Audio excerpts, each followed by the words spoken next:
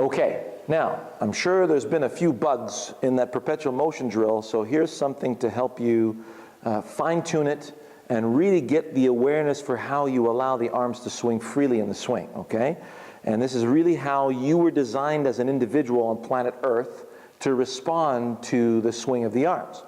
So you stand up nice and tall, arms to your side, lift your left arm out if you're a right-handed player, so let the left arm come up and just let it fall into your body. So you notice you feel the weight of the arm crash into the body.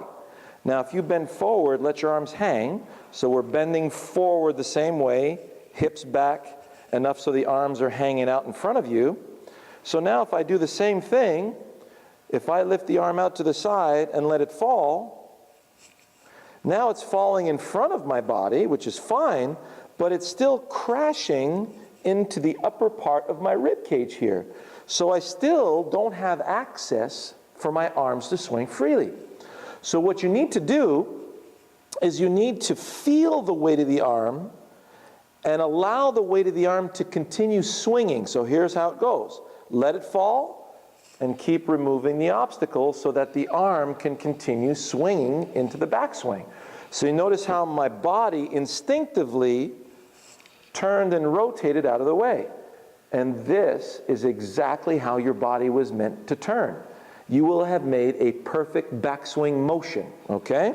So you do that a few times, no crash, no crash. See how everything's out in front? So if you don't let the body turn, crash. Doesn't matter how high you put the arm, it's still going to crash. So if I bring my arm about this height and I'll let it fall, it's going to continue right about to this height. So it's like a kid on a swing, right? If you pull the kid back a certain height, you let the kid fall, the kid's not going to stop here. He's going to continue going, right? An object in motion tends to stay in motion. So if we look at how this works with the arm club unit, because if you do this with the right arm, let the right arm fall and let the body glide out of the way to allow the right arm to continue this way, well, you just made a nice follow through.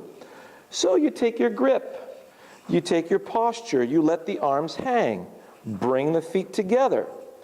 So as you allow the arms to swing back and through, let the body glide out of the way in both directions, and you'll feel no crash with the left arm going back, no crash with the right arm coming through.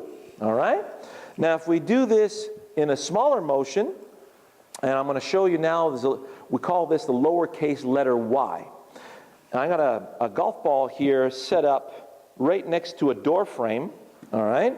So what you do is you place the ball against the door frame and you set up with the door frame basically centered with your body, and then you're going to apply a little more weight against your forward side. As you apply a little more weight against the forward side, you're going to feel the hands move forward in a beautiful position. If you are going to allow the weight of your arms to swing and pin the ball against the door frame, you would notice a natural tendency to want to bring your hands forward. If you keep your hands back, you'll feel that the ball is just sliding out from the club face. But if you bring your hands forward, you'll feel now, even with a 9-iron, you'll be able to pin that golf ball and squeeze it up against that door frame, okay? Now, you get your posture, you let everything hang, and feel like you're using the weight of the arm club unit to squeeze that ball into the door frame. So you'll notice now, as you allow it to squeeze into the door frame, if there was no door frame there, the ball would creep up the face of the club and pop into the air. So it would look like this. So if I have my door frame right here, so basically the ball's going to be center to slightly back of center of my stance. I'm going to brace my weight against my forward side and let my arms hang naturally in front of the ball. Okay? Now from there, no crash, no crash. So notice now the ball was able to hit the center of the club face and jump into the air. Now if you were going to do this feet together,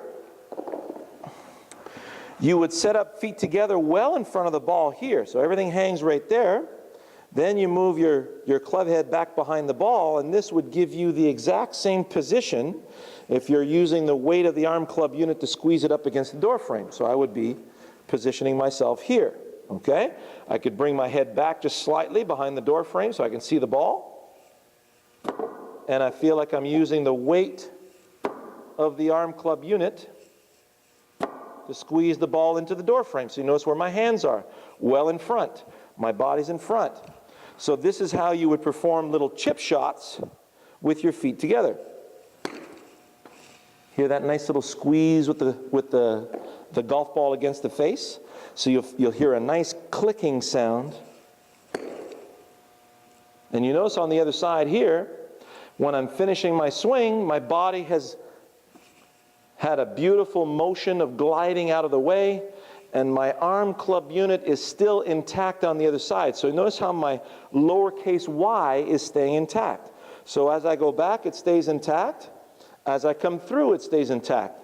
It should be very easy for you to maintain this position because there's no crashing of the upper arms into the rib cage.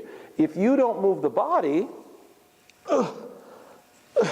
you're limited, your range of motion is going to become extremely limited, and then you'll feel the need to help with the hands.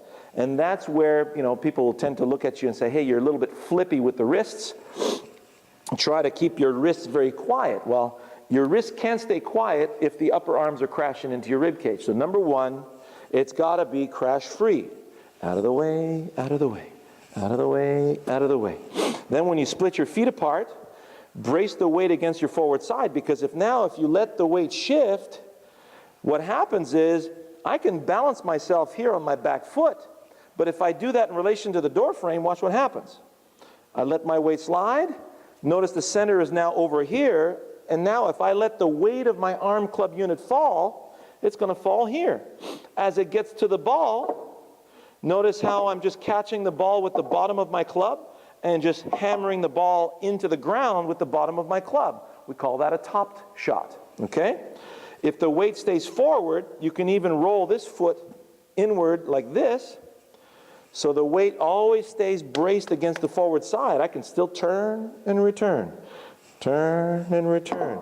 So you notice now the weight of the arm club unit makes it all the way to the golf ball, and then after impact, that's where there's going to be a little bit of a skip with the ground, okay? So this right here is what's going to guarantee the contact with the ball. There is no weight shift when we're dealing with a motion that's this small. So notice when I do my perpetual motion now, no crash, no crash, no crash, no crash. There's no weight shift. The weight stays 70 to 80% braced right here inside that left ankle. See how that works? And there's no crashing in the upper arms to prevent my arms from swinging freely. And if we look at it from this angle right here, when I perform that action back and through without stopping, look at that wonderful arc, which causes the arm club unit and the sole of the club to skip the turf exactly in the same spot. If you bring the club too far around the body this way because of a crash, if it crashes, it gets diverted. Notice how my arm is starting to bend, my grip is starting to fall apart. So now if that happens, now I'm going to be coming back this way. I'm going to advance the neck of the club into the ball. The ball's going to go sideways, or I'm going to cold top it, or I'm going to hit the ground before the ball. So don't try to keep your arms more away from the body. That's gravity's job. As long as the body is gliding out of the way and you're giving the control to gravity, you'll be forming a wonderful arc that's much more elliptical than it is circular, right? More oval shaped, a wider arc, all right? So this will conclude this part of our segment, all right? So we have an action that's crash-free and an action that stays centered. So that's why this feet together drill is so important, is to get you the sensation of staying centered. When you bring your feet apart, you still want to feel that you're staying centered against that forward side.